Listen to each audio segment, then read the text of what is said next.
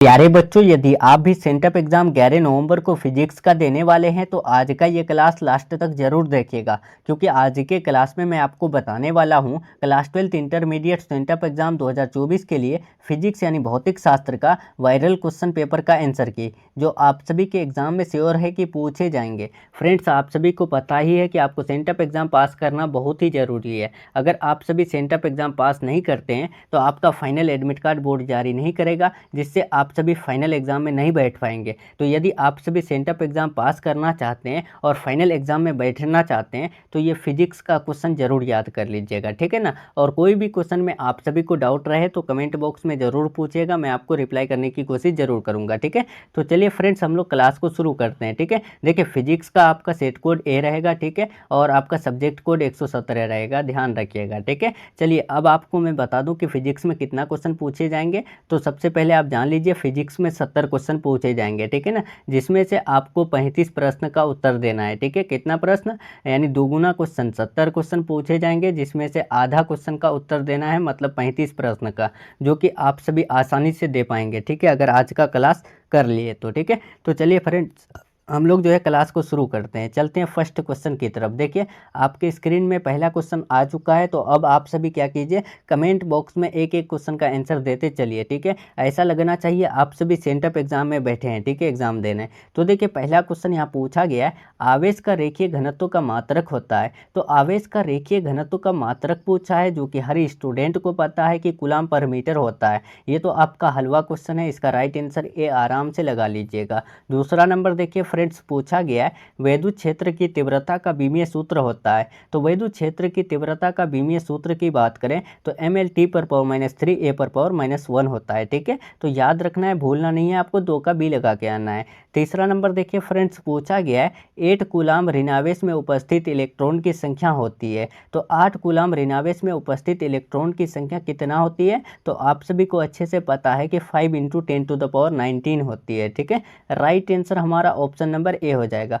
चलिए friends, 4 number देखिए, पूछा गया है यहाँ पर कि 5 कूलम के 2 बराबर तथा विपरीत आवेश परस्पर 5 सेंटीमीटर दूरी पर रखे गए हैं। तो इस पर यानी वैद्युत द्विध्रुव आघूर्ण होगा। तो इस निकाय पर वैद्युत द्विध्रुव आघूर्ण क्या होगा? तो फ्रेंड्स याद रखिएगा, 0 होगा, ठीक है ना। 4 का right answer option number D लगाना है। ध्यान से, आप सभी को मैं डायरेक्ट क्वेश्चन और आंसर बता रहा हूँ ताकि आप सभी का टाइम बिल्कुल भी वेस्ट ना हो। तो आप सभी ध्यान से देखिएगा, ठीक है। और मैं आपको बता दूं फ्रेंड्स, आप सभी का लाइव क्लास जो है ना 5 बजे यानी शाम 5 बजे होगा, जो कि आपके लिए महा मैराथन होगा। और आपके यानी सेंटअप एग्जाम में जितने भी क्वेश्चन जो कराया जाएगा पेपर का, तो वो आपको रट जाना है, साथ में आपको सब्जेक्टिव क्वेश्चन भी याद कराया जाएगा, ठीक है। तो आप सभी जरूर जुड़िएगा अगर आप सभी बेहतर मार्क्स लाना चाहते हैं तो, ठीक है। तो देखिए यहाँ पर 5 का राइट आंसर क्या होगा? धातु के आवेशित गोले के पृष्ठ से गोले के केंद्र की ओर जाने पर वैद्युत क्षेत्र क्या होता है? तो याद रखिएगा, सर्वत्र शून्य रहता है, ठीक है।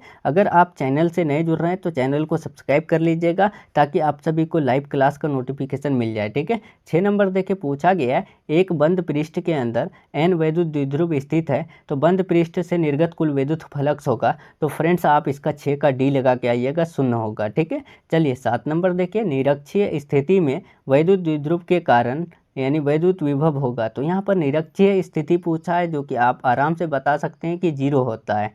राइट आंसर 7 का ऑप्शन नंबर सी हो जाएगा। चलिए फ्रेंड्स, 8 नंबर देखिए, पूछा गया है, एक इलेक्ट्रॉन 5 वोल्ट विभवांतर तक त्वरित किया जाता है, तो इलेक्ट्रॉन द्वारा अर्जित ऊर्जा होगी। तो इलेक्ट्रॉन द्वारा अर्जित ऊर्जा 5 इलेक्ट्रॉन वोल्ट होगी, ठीक है। राइट आंसर हमारा 8 का क्या हो जाएगा? बी हो जाएगा, 5 इलेक्ट्रॉन वोल्ट, ठीक है। चलिए 9 नंबर देखिए फ्रेंड्स, पूछा गया है, विद्युत क्षेत्र तथा विद्युत विभव के बीच संबंध है। तो ये हर स्टूडेंट जो है ना रट के रखा है, यानी पी के रखा है ये क्वेश्चन। विद्युत क्षेत्र और विद्युत विभव के बीच जो संबंध होता है वो क्या होता है? तो याद रखिएगा, 9 का राइट आंसर ए हो जाएगा। E = -dV/dr होता है, ठीक है ना फ्रेंड्स। राइट आंसर ए हो जाएगा। इंग्लिश मीडियम वाले नीचे देख लीजिएगा, ठीक है, इंग्लिश वाला क्वेश्चन नहीं पढ़ रहे हैं ताकि आपका टाइम ज़्यादा लॉस्ट ना हो, ठीक है। तो देखिए यहाँ पर 10 नंबर है कि r दूरी पर रखे 2 वैद्युत द्विध्रुव से बने निकाय की वैद्युत स्थितिज ऊर्जा अनुक्रमानुपाती होती है। तो याद रखिएगा, 10 का राइट आंसर ए हो जाएगा, r² के, ठीक है। चलिए 10 नंबर इंग्लिश मीडियम वाले ऑप्शन नंबर ए लगा लीजिएगा, ठीक है। चलिए 11 नंबर देखिए फ्रेंड्स, पूछा गया है, पिको फैराड मात्रक है, तो पिको फैराड पूछा है। जहाँ फैराड देखे आपको सीधे वैद्युत धारिता की तरफ चल जाना है, ठीक है। राइट आंसर हमारा 11 का सी हो जाएगा। चलिए फ्रेंड्स 12 नंबर देखिए, पूछा गया है यहाँ पर क्या कि किसी संधारित्र की धारिता निर्भर नहीं करती है, capacitance of any condenser does not depend upon. तो याद रखिएगा राइट आंसर 12 का ऑप्शन नंबर जो है ना सी हो जाएगा, प्लेटों के आवेश पर, ठीक है। चलिए 13 नंबर देखेंगे फ्रेंड्स, पूछा गया है एक गोलीय चालक की धारिता 1 माइक्रोफेराड है तो उसकी त्रिज्या होगी। तो यहाँ पर क्या पूछा गया, एक गोलीय चालक की जो त्रिज्या है वो 1 माइक्रोफेराड है, तो उसकी जो रेडियस होगी यानी त्रिज्या होगी तो क्या होगी, याद रखिएगा 9 किलोमीटर होगी, ठीक है। राइट आंसर 13 का सी लगाना है, ठीक है ना। चलिए 14 नंबर देखेंगे फ्रेंड्स, पूछा गया है किसी धातु का परावैद्युतांक होता है, तो यह हर स्टूडेंट को पता है कि धातु का परावैद्युतांक जो है अनंत होता है, इन्फिनिटी होता है। 15 नंबर देखें, निम्न में कौन एक संधारित्र द्वारा अवरुद्ध है, तो संधारित्र द्वारा अवरुद्ध कौन होता है, तो 15 का राइट आंसर हमारा ऑप्शन नंबर बी हो जाएगा, डी सी, ठीक है। चलिए फ्रेंड्स 16 नंबर देखिए, पूछा गया है 40 वाट तथा 60 वाट के दो बल्ब यानी 220 वोल्ट स्रोत से जोड़े जाते हैं तो उनके प्रतिरोध में अनुपात क्या होगा, तो याद रखिएगा 16 का राइट आंसर हमारा डी हो जाएगा। डी होगा या बी होगा, इसका राइट आंसर बी होगा, ठीक है, 3:4। चलिए फ्रेंड्स अब हम लोग चलते हैं यहाँ पूछा गया है 17 नंबर, किसी तार का प्रतिरोध 500 ओम है, ठीक है, उसकी विद्युत चालकता होगी।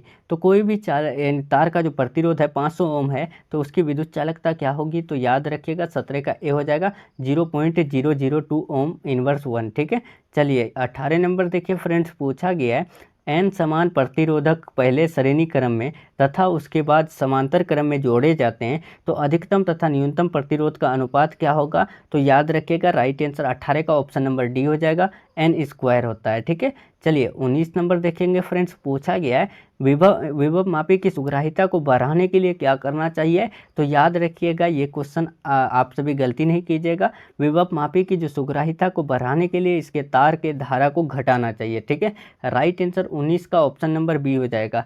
चलिए फ्रेंड्स अब हम लोग चलते हैं 20 नंबर, ठीक है। देखिए इस क्वेश्चन में देखेंगे ना तो बी और डी दोनों सही होता है, ठीक है, यानी इसकी तार के धारा को घटाना चाहिए या फिर इनके लंबाई को बढ़ाना चाहिए, ये दोनों सही होता है, ठीक है। तो मेरे हिसाब से बी लगाना आपके लिए सही रहेगा क्योंकि बी सबसे पहले आता है, ठीक है। तो देखिए बोर्ड में अगर दो ऑप्शन जो सही रहता है ना तो कभी कभी उसको यानी ग्रेस मार्क्स में दे देते हैं, यानी जो पॉइंट मार्क्स में आता है उसको उसमें दे देते हैं, या फिर जो है जो सबसे पहले आता है उसी को राइट रख देते हैं, ठीक है। तो इसीलिए आप सभी बी लगा के आइएगा मेरे हिसाब से।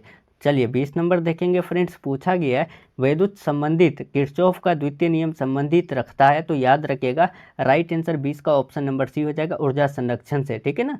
चलिए 21 नंबर देखिए, चुंबकीय क्षेत्र की तीव्रता का मात्रक नहीं है, तो राइट आंसर हमारा 21 का ऑप्शन नंबर डी हो जाएगा, न्यूटन पर एम्पियर स्क्वायर जो है ये हमारा चुंबकीय क्षेत्र की तीव्रता का मात्रक नहीं है। 22 नंबर देखिए, म्यू नोट एप्सिलॉन नोट पर पावर -1/2 का मान होता है, तो ये हर स्टूडेंट को पता है कि 22 का राइट आंसर हमारा ए हो जाएगा, 3 × 10⁸ यानी सेंटीमीटर पर सेकेंड, ठीक है। चलिए 23 नंबर देखेंगे फ्रेंड्स, पूछा गया है एक समान चुंबकीय क्षेत्र बी में बल रेखाओं के समांतर एक इलेक्ट्रॉन जिसका आवेश यानी ई है और वेग जो है भी से चलता है, तो इसका इलेक्ट्रॉन पर लगने वाला बल क्या होगा, तो याद रखिएगा 23 का राइट आंसर हमारा ऑप्शन नंबर ए हो जाएगा, ई भी बी, ठीक है। राइट आंसर हमारा ऑप्शन नंबर ए हो जाएगा। चलिए 24 नंबर देखेंगे फ्रेंड्स, पूछा गया है समान दिशा में समान वेग से गतिमान इलेक्ट्रॉन की किरणपुंज की प्रकृति होती है, तो याद रखिएगा द नेचर ऑफ इलेक्ट्रॉन यानी beams moving with uniform velocity in the same direction will be, तो वो क्या हो जाएगा 24 का राइट आंसर बी यानी डाइवर्जिंग अपसारी, ठीक है। राइट आंसर बी हो जाएगा। 25 नंबर देखेंगे फ्रेंड्स, पूछा गया है यहाँ पर कि टाउ का मान, तो ये वाला क्वेश्चन तो आपका लगभग 4 से 5 बार जो है ना फाइनल एग्जाम में पूछा गया है कि चुंबकीय क्षेत्र में स्थित जो एम वेक्टर होता है यानी चुंबकीय आघूर्ण वाले धारा, तो उसका पास द्वारा अनुभूत बल आघूर्ण का मान क्या होता है, तो याद रखिएगा tau vector equal to M vector into B vector होता है, ठीक है। राइट आंसर हमारा ऑप्शन नंबर ए हो जाएगा, ठीक है। चलिए 26 नंबर देखिए फ्रेंड्स, पूछा गया है 100 परिरक्तों का एसआई मात्रक होता है, तो हेनरी होता है। ये तो मैं क्लास में आपको बार बार बताया हूँ कि 100 प्रेरक तो पूछे, अन्योन प्रेरक तो पूछे, आपको दौड़ के किस में जाना है, हेनरी के तरफ चले आना है। ठीक है, चलिए 27 नंबर देखिए पूछा गया है, धातु के बने किसी यानी गोलक के चुंबकीय क्षेत्र में दोलन करने पर उसकी दोलन गति क्या होती है। तो याद रखिएगा फ्रेंड्स, 27 का राइट आंसर हमारा ऑप्शन नंबर जो है ना 27 का बी हो जाएगा, अवमंदित होती है। ठीक है, चलिए 28 नंबर देखिए, डायनामो के कार्य का सिद्धांत आधारित है। तो राइट आंसर हमारा ऑप्शन नंबर बी हो जाएगा, विद्युत चुंबकीय प्रेरण पर। 29 नंबर देखिए फ्रेंड्स पूछा गया है, एक बंद चालक के निकट एक चुंबक स्थित है, तो चालक में धारा उत्पन्न की जा सकती है यदि। तो आप याद रखिएगा, जब हमारा जो यानी चुंबक और चालक जो है उसके बीच आपेक्षिक गति हो, तभी जो है एक बंद चालक के निकट एक चुंबक यानी पर जो है ना धारा उत्पन्न कर सकते हैं। ठीक है, राइट आंसर डी हो जाएगा। चलिए 30 नंबर देखिए फ्रेंड्स, फटाफट से याद कर लेंगे, चल कुंडली गैल्वेनोमीटर में प्राप्त धारा का मान समानुपाती होता है। तो याद रखिएगा 30 का राइट आंसर हमारा ऑप्शन नंबर ए हो जाएगा, विक्षेप। ठीक है, विक्षेप थीटा के राइट आंसर ए हो जाएगा। चलिए 31 नंबर देखिए पूछा गया है कि एक गैल्वेनोमीटर की एमीटर को बदलने में जोड़ा जाता है। तो एक गैल्वेनोमीटर को जब भी हम लोग एमीटर में बदलेंगे तो उसको हम लोग किस रूप में जोड़ते हैं। तो याद रखिएगा श्रेणी में उच्च प्रतिरोध। ठीक है, राइट आंसर बी हो जाएगा, ध्यान रखिएगा, याद कर लीजिएगा फ्रेंड्स। ठीक है, 32 नंबर देखिए, यहाँ पर पूछा गया है, धारावाही वृत्तीय कुंडली के केंद्र पर उत्पन्न चुंबकीय क्षेत्र रहता है। तो याद रखिएगा कुंडली तल के लंबवत होता है। ठीक है, राइट आंसर बी हो जाएगा। चलिए 33 नंबर देखिए, 33 नंबर पूछा गया है कि किसी एम चुंबकीय आघूर्ण वाले चुंबक की लंबाई समांतर एन बराबर टुकड़ों में काटने पर यानी प्रत्येक टुकड़े का जो है आघूर्ण होगा। तो याद रखिएगा राइट आंसर हमारा 33 का ऑप्शन नंबर सी हो जाएगा, m/2n। ठीक है, नेक्स्ट 34 नंबर देखिए, शैथिल्य प्रदर्शित करता है। तो शैथिल्य जो है वो लौह चुंबकीय प्रदर्शित करता है। ठीक है, राइट आंसर हमारा बी हो जाएगा।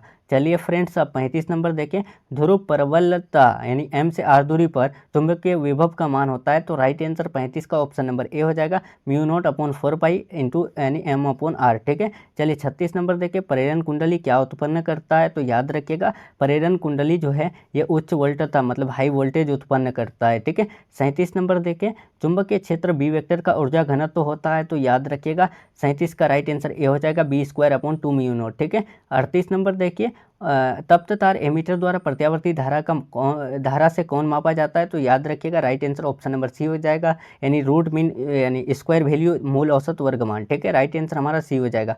जितने भी स्टूडेंट को अगर साफ नहीं दिख रही है तो क्वालिटी आप सभी जो है ना बढ़ा लीजिए। ठीक है, और 5 बजे वाला क्लास आप सभी बिल्कुल भी मिस नहीं कीजिएगा। ठीक है, देखिए 39, यदि ds वेक्टर क्षेत्रफल सदिश पर चुंबकीय क्षेत्र बी वेक्टर लंबवत हो तब ds पर चुंबकीय फ्लक्स होगा। तो याद रखिएगा राइट आंसर 39 का ऑप्शन नंबर जो है ना यहाँ पर ए हो जाएगा, BDS cos फाई। ठीक है, cos थीटा। ठीक है, नेक्स्ट चलते हैं फ्रेंड्स, 40 नंबर, प्रतिबाधा का मात्रक होता है। तो प्रतिबाधा का मात्रक ओम होता है। ठीक है, राइट आंसर ए हो जाएगा। 41 देखिए, एक पूरे चक्र में प्रत्यावर्ती धारा का माध्य मान होता है। तो एक पूरे चक्र में पूछा है तो 41 का राइट आंसर डी हो जाएगा, 0। ठीक है, चलिए अब 42 नंबर देखेंगे, पूछा गया यहाँ पर शक्ति गुणांक का मात्रक मान। ठीक है, तो शक्ति गुणांक का मान आपको मैंने बार बार बताया कि शक्ति गुणांक जब भी पूछे तो cos फाई में जाना है, वाटहीन घटक जब भी पूछे तो sin फाई में जाना है। ठीक है ना, गलती नहीं करना है। अगर पूछ दे प्रत्यावर्ती धारा तथा विद्युत वाहक बल के बीच कालांतर अगर फाई हो तो शक्ति गुणांक का मान क्या होगा, तो cos फाई होगा, और अगर वहीं पूछ दे वाटहीन घटक क्या होगा तो sin फाई होगा। ठीक है, चलिए अब हम लोग 43 नंबर देखते हैं, एसी परिपथ में शक्ति केवल वह होती है। तो याद रखिएगा राइट आंसर 43 का बी हो जाएगा, प्रेरकत्व में। ठीक है, चलिए 44 नंबर देखिए फ्रेंड्स, पूछा गया है एक प्रत्यावर्ती विद्युत धारा का समीकरण इतना है, तो प्रत्यावर्ती धारा की आवृत्ति क्या होगी। तो देखिए यहाँ पर 50 होगी। ठीक है, अगर यहीं पर 50 पाई होता और यहाँ पे अगर 50 ना रह करके 60 रहता तो आपको 50 पाई में चलना था। ठीक है, अगर 50 पाई रहे तो ऑप्शन नंबर ए लगाना है। ठीक है, लेकिन अगर 50 रहे सिर्फ तो आप 50 में लगाइएगा। ठीक है ना, ये आपका सही रहता है। राइट आंसर 44 का बी हो जाएगा। देखिए 45 नंबर, विद्युत लेपन में व्यवहार आने वाली धारा होती है। तो याद रखिएगा 45 का ए हो जाएगा, DC। ठीक है, चलिए अब 46 नंबर पूछा गया है फ्रेंड्स, वस्तु से बड़ा आभासी प्रतिबिंब बनता है। तो वस्तु से बड़ा आभासी प्रतिबिंब जो बनता है अवतल दर्पण से बनता है। ठीक है, राइट आंसर 46 का ए हो जाएगा। 47 नंबर देखिए फ्रेंड्स, पूछा गया है संपर्क में रखे दो लेंसों की क्षमता। ठीक है, P1 और P2 है, तब समतुल्य लेंस की क्षमता क्या होगी। तो ये आपको अच्छे से पता है कि P2/P1 होगी। ठीक है, राइट आंसर हमारा ऑप्शन नंबर बी हो जाएगा। चलिए 48 नंबर देखिए, किस रंग का तरंगदैर्घ्य सबसे कम होता है। तो देखिए जो बैगनी रंग होता है इसका तरंगदैर्घ्य सबसे कम होता है। ठीक है, right answer option number B हो जाएगा, ध्यान रखिएगा। चलिए 49 नंबर देखिए फ्रेंड्स, पूछा गया है इंद्रधनुष का निर्माण किस कारण से होता है? तो इंद्रधनुष का निर्माण वर्ण विक्षेपण यानी डिस्पर्सन के कारण होता है। राइट आंसर 49 का डी हो जाएगा। 50 नंबर देखें, संयुक्त सूक्ष्मदर्शी में प्रतिबिंब बनता है। तो संयुक्त सूक्ष्मदर्शी में जो प्रतिबिंब बनता है ना, वो यानी वास्तविक और सीधा बनता है। ठीक है, राइट आंसर 50 का ए हो जाएगा। चलिए अब 51 नंबर देखेंगे फ्रेंड्स। पूछा गया है मनुष्य के आँख की रेटिना पर किस वस्तु का बना प्रतिबिंब होता है? तो देखिए, मनुष्य के जो आँख का रेटिना होता है उस पर अगर कोई भी वस्तु का बना प्रतिबिंब होता है तो वो कैसा, तो याद रखिएगा वो वास्तविक और सीधा होता है। ठीक है, यानी रियल और इरेक्ट होता है। ठीक है, राइट आंसर बी हो जाएगा। चलिए अब हम लोग चलते हैं 52 नंबर। पूछा गया है उत्तल लेंस का व्यवहार किया जाता है। तो उत्तल लेंस अगर जब भी पूछे तो उत्तल लेंस पूछे तो दीर्घ दृष्टि दोष में जाना है, और अवतल लेंस पूछे तो अवतल लेंस निकट दृष्टि दोष में जाना है। ठीक है ना। चलिए फ्रेंड्स अब 53 नंबर पूछा गया है आसमान का रंग नीला होने का कारण क्या है? आसमान जो हमें नीला दिखता है वो किसके कारण? तो याद रखिएगा यहाँ पर इसका राइट आंसर 53 का क्या हो जाएगा? तो बी हो जाएगा, प्रकाश का प्रकीर्णन के कारण। ठीक है ना, राइट आंसर बी हो जाएगा। 54 नंबर देखिए, यहाँ पूछा गया है दो कला संबंध स्रोतों के कारण प्रकाश के व्यक्तीकरण में फ्रिंज की चौड़ाई होती है। तो याद रखिएगा राइट आंसर 54 का सी हो जाएगा। तरंग दैर्घ्य के वर्ग के समानुपाती होती है। देखिए 55 नंबर, एक वर्णी प्रकाश के दो स्रोत कला संबंध कहे जाते हैं जब उनकी, तो आप याद रखिएगा जब उनकी जो है ना एम्पलीट्यूड जो है इक्वल हो। ठीक है, मतलब आयाम जब समान हो। चलिए अब हम लोग चलते हैं 56 नंबर, डी ब्रोगली तरंगदैर्घ्य है। तो यहाँ पर डी ब्रोगली तरंगदैर्घ्य, ये तो क्वेश्चन आपको अच्छे से पता होगा, तो याद रखिएगा। अगर आपको पता नहीं है तो ध्यान रखिएगा, ये आपके फाइनल एग्जाम में भी पूछे जाएंगे।